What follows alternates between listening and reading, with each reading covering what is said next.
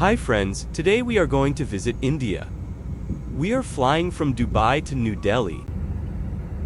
New Delhi, the capital city of India.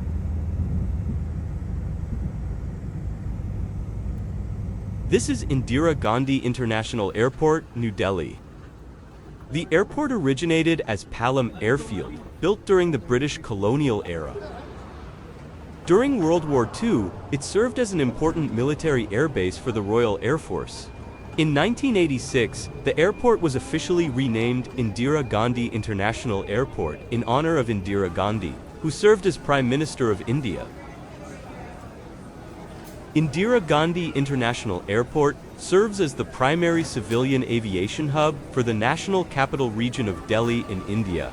The airport, spread over an area of 5,106 acres, is situated in Palam, 15 kilometers west of the New Delhi railway station and 16 kilometers New Delhi city center. It became India's and South Asia's largest aviation hub, with a current capacity of handling more than 62 million passengers. Our plan is to visit New Delhi and its important monuments, and visit Taj Mahal located in Agra city, which is 200 kilometers away from New Delhi city. I booked the hotel near the airport. We have to book the Uber taxi service to the hotel room. This taxi service is more convenient and the best choice to travel across Delhi. We are walking to the taxi stand. New Delhi, the capital of India, is a vibrant city where history, culture, and modern development come together. Officially inaugurated as the capital in 1931. The city offers a unique blend of ancient heritage and contemporary life. Visitors can explore magnificent monuments such as the Red Fort, Qutb Minar, and Humayun's tomb.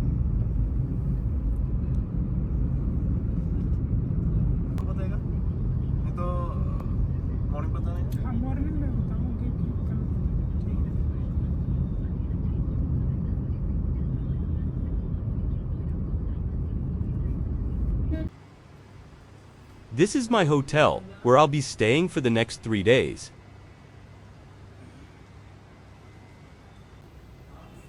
Very budget and good service.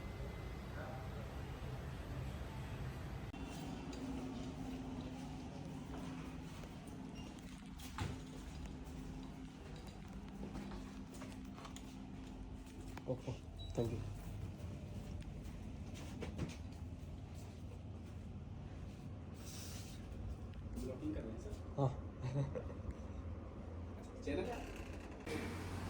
Next day morning.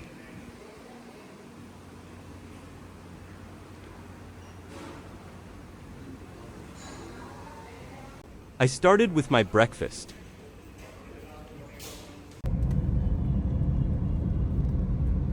Today, we are planning to visit Qutb Minar. Qutb Minar is a UNESCO World Heritage Site located in Delhi. The Qutb Minar attracts millions of visitors every year and is an outstanding example of Indo-Islamic architecture.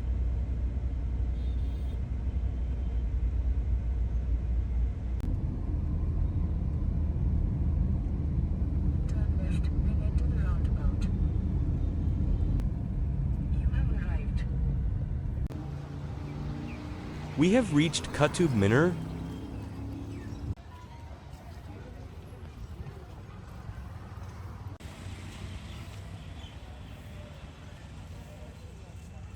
This is the entrance gate.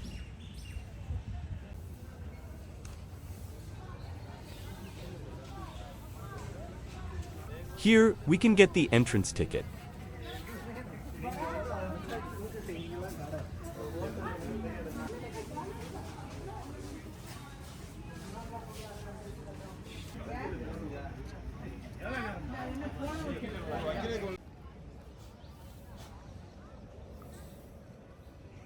We are entering into the Qutb Minar complex.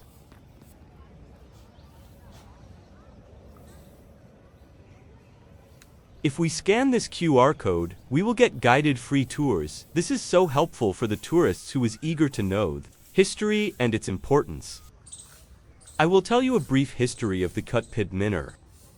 The story of Delhi dates back earlier than the 7th century BC. Qila Rai Pithora, also known as Lalkot, is Delhi's very first city, built by Tomar Rajputs in the 10th century, and expanded by King Prithviraj Chauhan in the 12th century.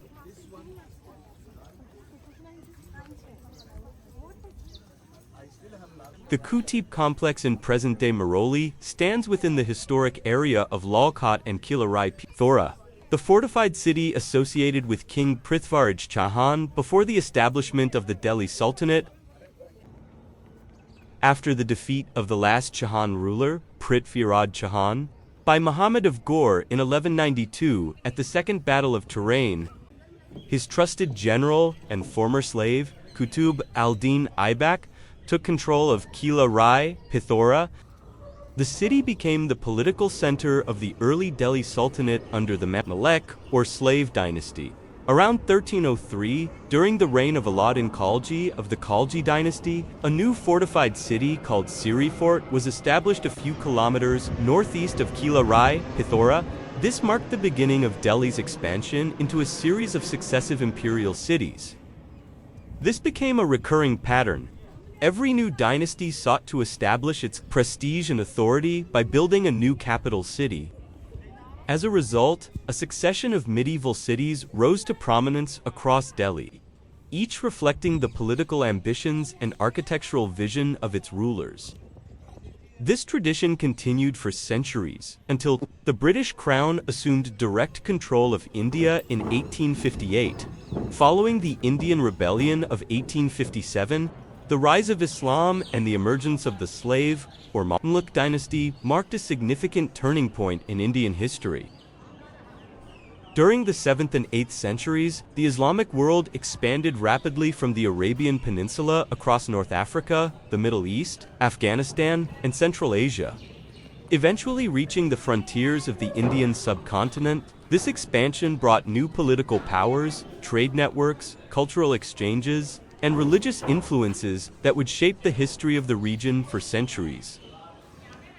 In time, the Indian subcontinent also came within the reach of the expanding Islamic world. While the early spread of Islam into regions such as the Middle East, North Africa, and parts of Central Asia was led primarily by Arab armies and merchants, the conquest of Delhi was carried out by a different power, the Turkic rulers. Under the leadership of Muhammad of Ghor and his general Qutb-ud-din Aibak, the Turkic forces defeated the Rajput kingdoms in northern India, laying the foundation for the Delhi Sultanate in the early 13th century. The Turkic rulers also brought with them a unique institution, the military slave system. A slave ruling India. It sounds ironic, doesn't it? Yes, it was a former slave who became Delhi's first sultan. But that doesn't mean India was ruled by slaves in the ordinary sense. So, why is it called the slave dynasty? The answer lies in a remarkable story. After conquering Delhi, Muhammad of Ghor returned to Afghanistan, leaving his trusted military slave, Qutb-ud-din Aibak, in charge as his governor. When Muhammad of Ghor died in 1206 without a direct heir, Aibak declared himself the Sultan of Delhi, founding the Mamluk or slave dynasty. After his death, his son Aram Shah briefly succeeded him before being replaced by Shamsuddin Iltutmish, another distinguished former military slave. Aram Shah ruled only briefly before being replaced by Shamsuddin Iltutmish, one of Qutb-ud-din Aibak's most capable former military slaves. After Iltutmish's death, several of his descendants ruled Delhi. Later, Ghiyasuddin Balban, who had also begun his career as a military slave under Iltutmish, ascended the throne. Because many of its early rulers had risen from the elite military slave system, the dynasty became known as the Mamluk or slave dynasty. The Mamluk dynasty was the first of several Muslim dynasties to rule large parts of northern and, later, central India for more than 6 centuries. It was during the Mamluk and the succeeding dynasties that the Qutb Complex grew into one of the greatest architectural and political landmarks of medieval India. Today, the Qutb Complex is a UNESCO World Heritage Site. It preserves over 1,000 years of Delhi's political, architectural, and cultural heritage. Standing as a lasting testament to the city's remarkable history, rising 72.5 meters into the sky, the Qutb Minar is the tallest brick minaret in the world and one of the greatest engineering achievements of medieval India. Construction began in 1199 under Sultan Qutb-ud-din Aibak, who completed only the first story. His successor, Shamsuddin, we added the next 3 stories, while Firoz Shah Tughlaq rebuilt the damaged upper section in the 14th century after it was struck by lightning. The tower is built primarily of red sandstone, with white marble incorporated into the upper stories.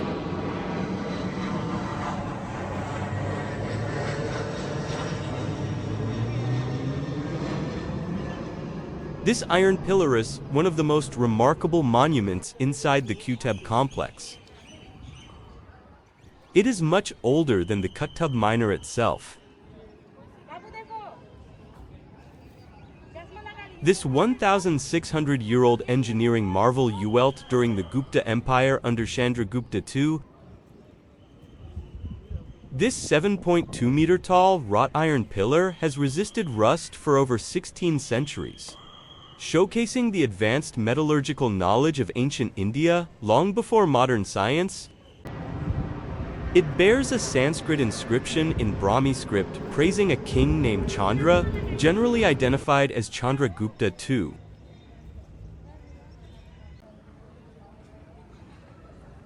This space is Quwwat-ul-Islam Mosque, a mosque for the prayer, built in 1193 by Qutub-ud-din Aibak. The mosque combines early Islamic architectural elements with carved pillars and stonework reused from earlier Hindu and Jain temples.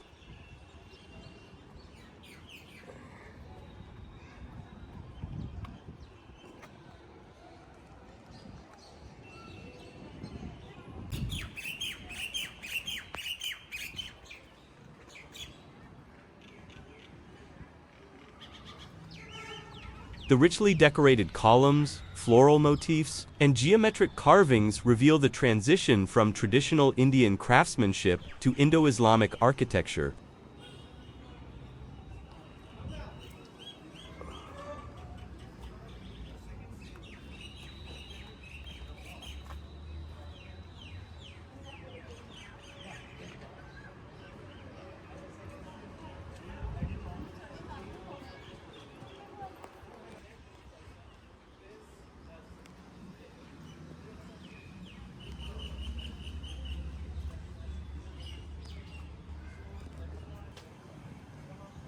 This tallest circular structure is called Alai Minar. Alauddin Khalji intended it to be twice the height of the Qutb Minar, making it the tallest tower in the world at the time. Construction stopped after his death in 1316, and only the enormous first stage was completed. Today, it stands as a reminder of one of medieval India's most ambitious but unfinished architectural projects.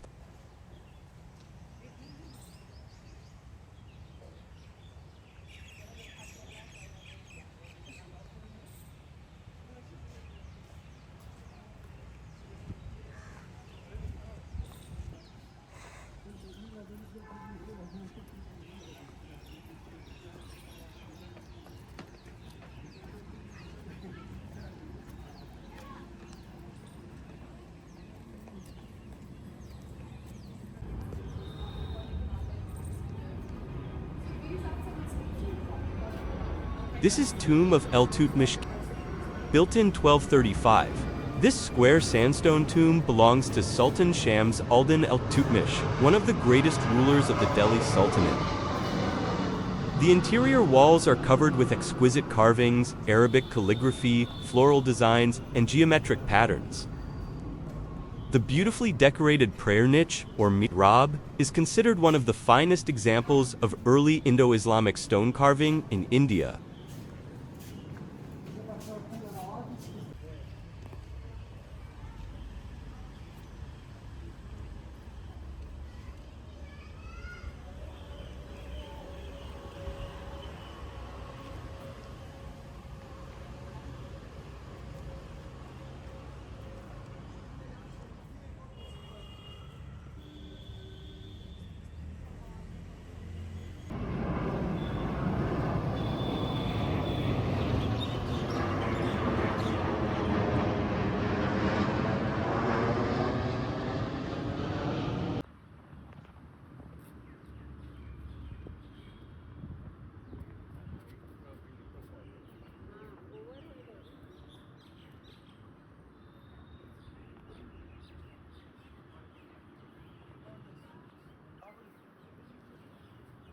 taught here, and each subject, these were the quite tiny rooms for their studies.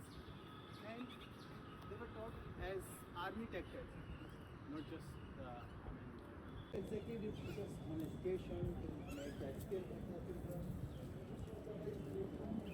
And this is Madrasa and Tomb of Iltutmish Khalji. Adjacent to the Alai Darwaza are the remains of the Madrasa, or Islamic College, established by Alauddin. It was among the earliest educational institutions of the Delhi Sultanate, where scholars studied theology, law, and literature. Nearby lies the simple tomb of Alauddin Khalji himself, reflecting the ruler who greatly expanded the Qutub Complex and envisioned even grander monuments.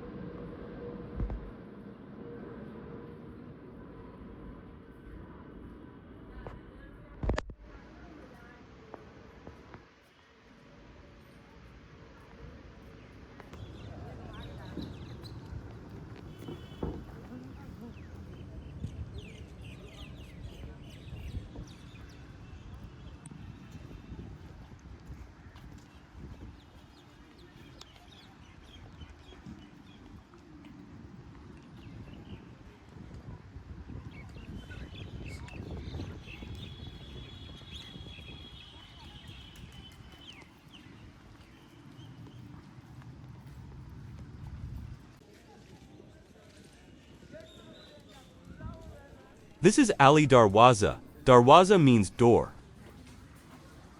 Constructed in 1311 by Alauddin Khalji, the Alai Darwaza served as the southern gateway to the expanded mosque.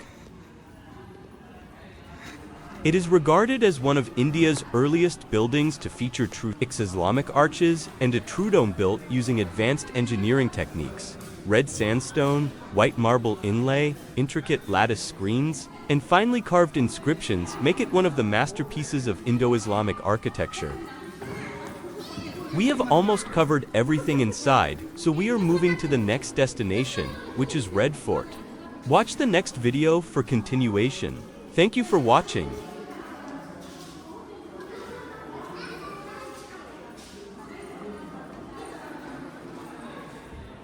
To exit this complex, this entry ticket is mandatory, so keep this ticket safe till the end.